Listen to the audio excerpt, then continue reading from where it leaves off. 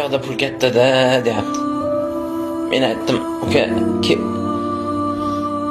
qori bo'laman deb orzuqi, sportchi bo'laman deb orzuqi, olim bo'laman deb orzuqi, kep musofir bo'laman deb ham orzu qilasanmi desam, boyagi bola kulyapti.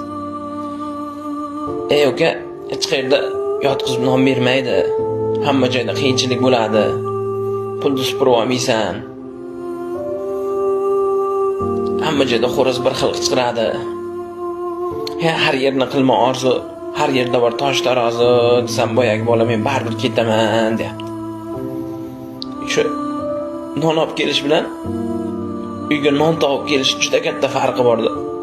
Shu yoshligida non olib kelish uchun do'konga chiqqan bolalar hozir katta bo'lib non topib kelish uchun musofir yurtga ketyapti-da.